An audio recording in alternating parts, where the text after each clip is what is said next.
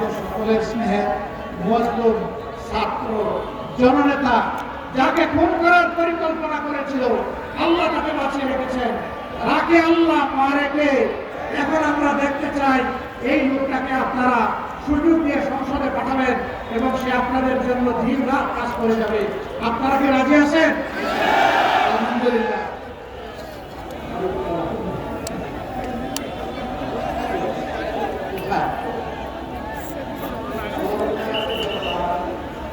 আল্লাহ তো জনগণকে দেব।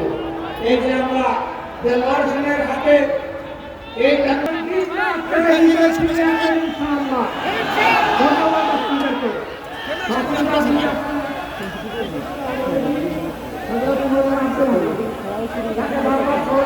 হারিয়ে দেওয়া হয় কোন অপশক্তি যদি আপনাদের বিরুদ্ধে বাড়াবাড়ি করতে আসে সেই হাত আপনারা কেউ দিতে পারবেন ইনশাআল্লাহ। তার পক্ষে আপনারা বিজয় ছিনিয়ে আনার জন্য লড়াই চালিয়ে যাবেন। বিজয় আমাদের হবে ইনশাআল্লাহ।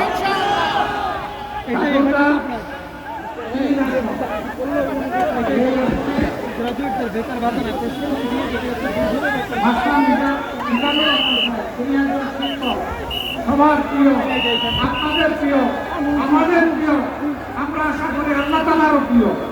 আপনারা তাকে আমরা কল্লা তুলে দিলাম।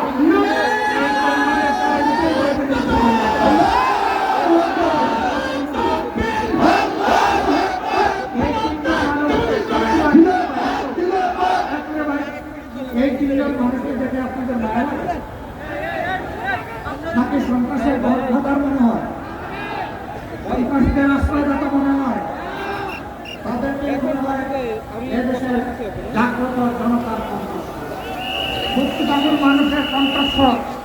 আমরা আপনাদের কাছে আমানত রেখে গেলাম, আপনাদের বুথের আমানত দিয়ে তাদেরকে আপনারা সুযোগ করে দেবেন।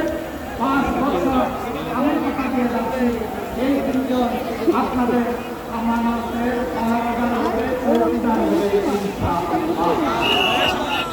এখানে বন্ধু সংগঠনের নেতৃবৃন্দ এসেছেন, পার্শ্ববর্তী জেলা থেকে অনেকে এসেছেন, নেতৃবৃন্দ এসেছেন, খেলাফত মজলিসের এসেছেন, তারপরে আমাদের ডাক্তার নেতৃবৃন্দ এসেছেন। তাদেরকে আমরা শুনে আসার জন্য বলছি, আমরা তাদের কথা শুনলে নিজেরাই উপকৃত হতাম।